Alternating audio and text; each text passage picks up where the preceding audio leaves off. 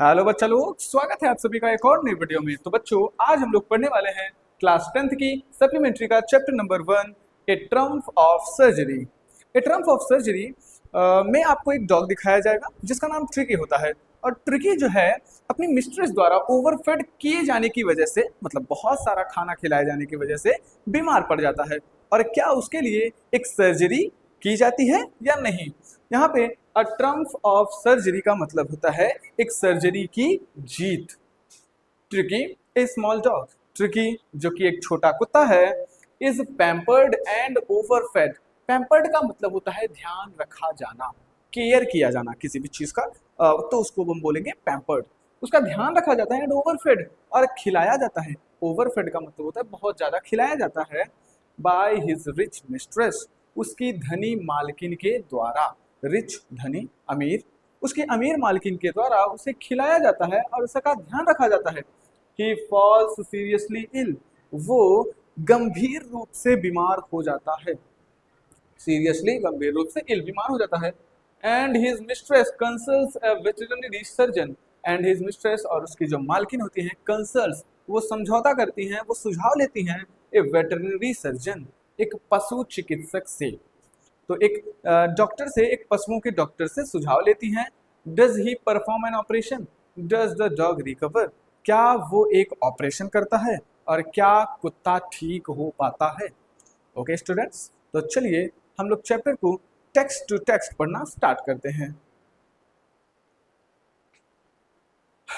तो यहाँ पे आपको नरेटर जो कि एक सर्जन है, उनके पर्सपेक्टिव से ये जो चैप्टर है वो दिखाया जाएगा आपको।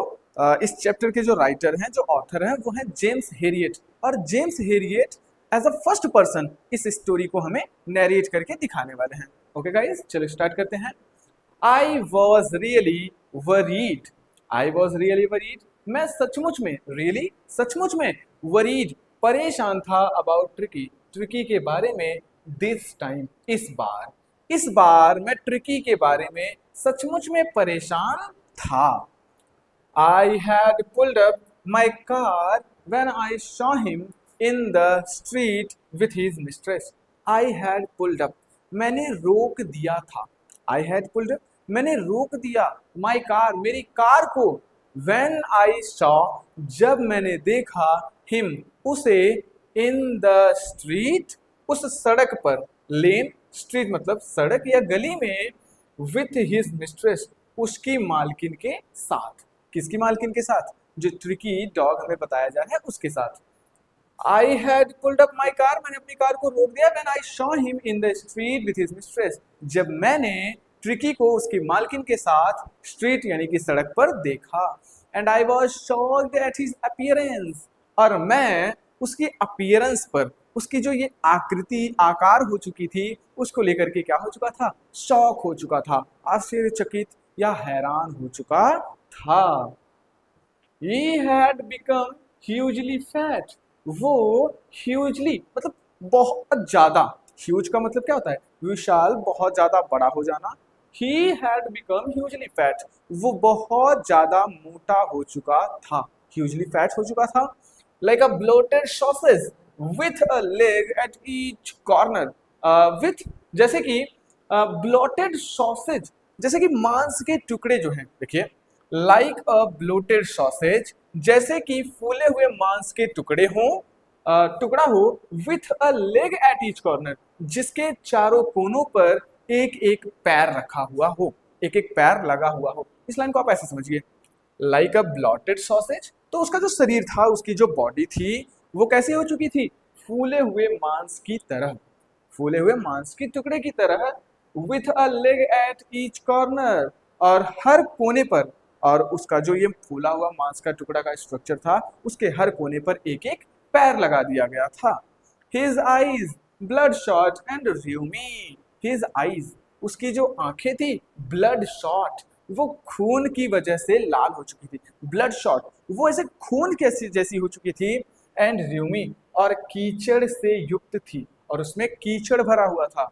Stared straight ahead and his tongue लॉल्ड from his jaws, देखो स्टेयर्ड स्ट्रेट, और वो सीधे देख रहा था, अहेड सामने की तरफ, एंड हिज टंग, और जो उसकी जीभ थी, लॉल्ड फ्रॉम हिज जॉज, उसके जबड़ों से लॉल की हुई थी, लटकी हुई थी। स्टेयर्ड स्ट्रेट अहेड, वो सामने की तरफ देख रहा था, and his tongue लॉल्ड from his jaws, और उसका जो जीभ था वो उसके जबड़ों से लटका हुआ था। तो इतनी स्टोरी पढ़ने के बाद आपको ये चीज तो समझ में आ गया होगा कि यहाँ पर हमें ट्रिकी का कैसा स्ट्रक्चर दिखाया जा रहा है। ट्रिकी के अपीयरेंस के बारे में हमें समझाया गया कि जो ट्रिकी का अपीयरेंस है वो कुछ ऐसा है कि ट्रिकी एक फूले हुए मांस के टुकड़े की तरह हो गया है, जिसके चारों कोनों पर एक एक पांव लगा दिए गए हैं। दूसरा फैक्ट हमें ये बताया गया कि ट्रिकी की जो आंखें हैं वो ब्लड शॉट हो चुकी हैं, ऐसे खून जैसी हो चुकी हैं एंड र्यूमी, और उसमें कीचड़ भरा हुआ है। एंड हमें लास्ट में दिखाया गया कि जो ट्रिकी है वो उसके जो जीभ है लॉल्ड फ्रॉम हिज जॉज, उसके जबड़ों से लटके हुए हैं। आप मोस्टली देखते होंगे जो आलसी कुत्ते होते हैं उनकी जो जीभ होती है वो उनके जबड़ों से लटकी हुई होती है। Okay, next paragraph guys. Mrs Pomfrey hastened to explain, और जो मिसेस पंफ्री थी हैस्टेंड, उन्होंने जल्दबाजी दिखाई टू एक्सप्लेन, एक्सप्लेन करने के लिए उन्होंने व्याख्या करने में जल्दबाजी दिखाई। बताया ही वॉज सो लिस्टलेस, कि ये बहुत ज्यादा लिस्टलेस हो चुका है, ढीला ढाला हो चुका है, बहुत ज्यादा कमजोर हो चुका है। मिस्टर हेरियट, मिस्टर हेरियट, तो मिस्टर हेरियट कहते हैं कि ये बहुत ज्यादा कमजोर हो चुका है। He seemed to have no energy, और ऐसा लगता है कि इसमें जरा भी एनर्जी नहीं है। ही सीम्ड, वो प्रतीत होता है, वो लगता है, टू हैव नो एनर्जी, कि इसमें जरा भी एनर्जी नहीं है, जरा भी ताकत नहीं है।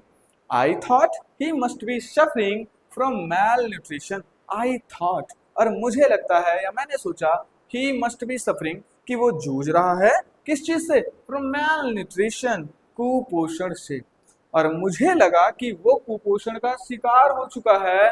So I have been giving him some little extras between meals to build him up, so और इसीलिए I have been giving him, मैं उसे दे रही थी सम लिटिल एक्स्ट्रास, कुछ अतिरिक्त खाने को, बिटवीन मील्स, खाने के बीच बीच में, टू बिल्ड हिम अप, ताकि उसे बनाया रखा जा सके।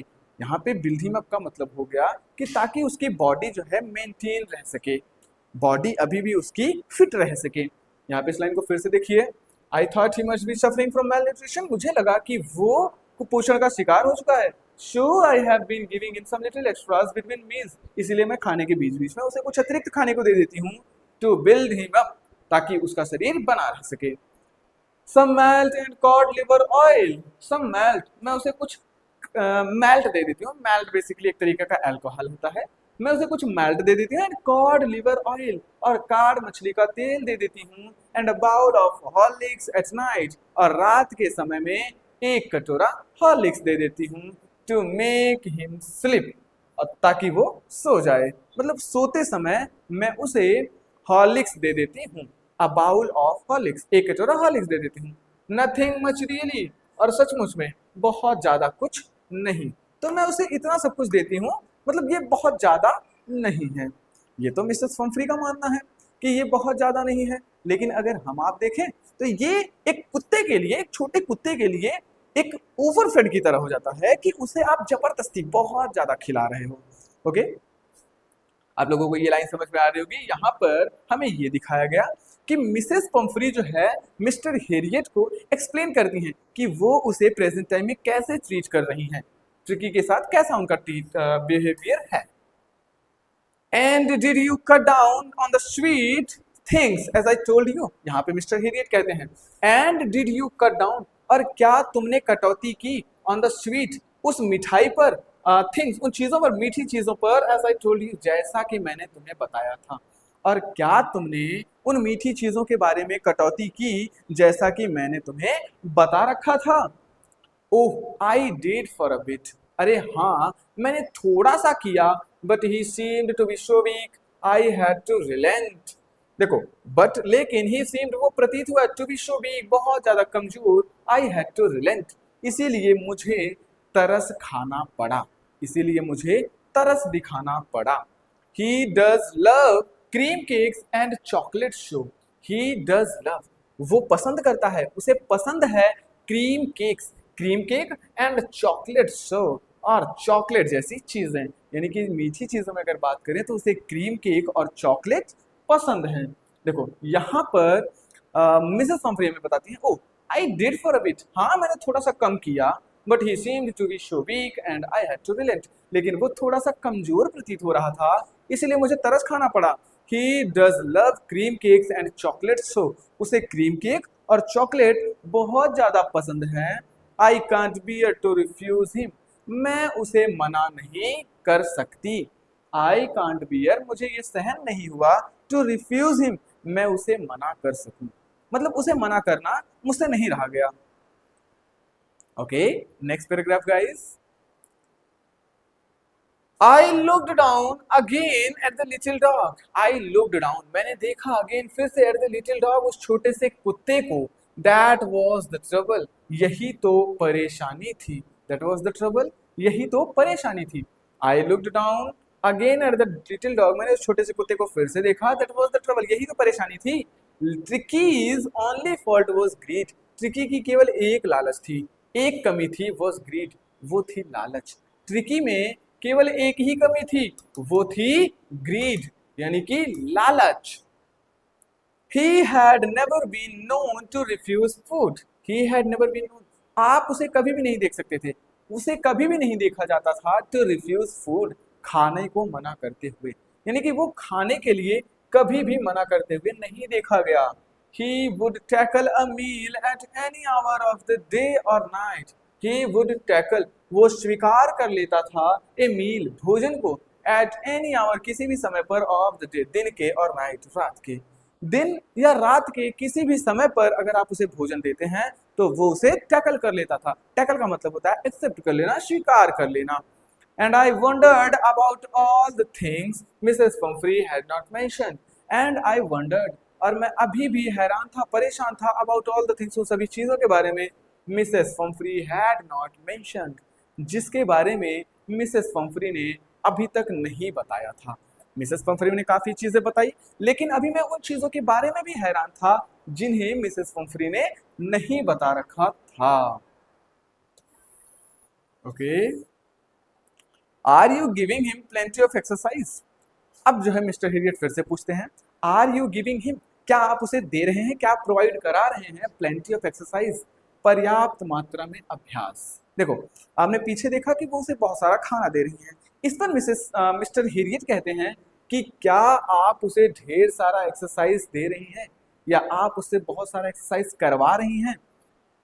Well, he has little walks with me as you can see.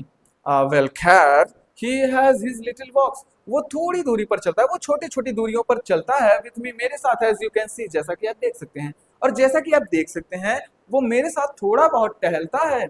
But Hodgkin the gardener, लेकिन जो हॉजकिन मेरा गार्डनर है, लेकिन जो माली हॉजकिन है, हैज बीन डाउन विथ लंबैगो। लंबैगो का मतलब होता है गठिया। लंबैगो एक तरीके का डिसीज है जो इसे पैरों में हो जाता है। बट हॉजकिन, लेकिन जो हॉजकिन है, जो कौन है, द गार्डनर, जो कि माली है, has been down with lumbago, वो गठिया के दर्द से पीड़ित है, down with lumbago. So there has been no ring throwing lately, इसीलिए लेटली मतलब काफी दिनों से कोई भी रिंग थ्रोइंग गेम नहीं हुआ है। रिंग थ्रोइंग गेम को आप कुछ ऐसे समझिए कि जैसे कोई आदमी है, वो एक रिंग फेंकता है और जो डॉग होते हैं वो दौड़ करके उस रिंग को लेकर के उस आदमी को वापस कर देते हैं, तो ये होता है डॉग्स के लिए ring throwing game. So okay students, that is all about today. इसके आगे का जो भी पोर्शन है उसको हम अगली वीडियो में समझते हैं। Okay, bye.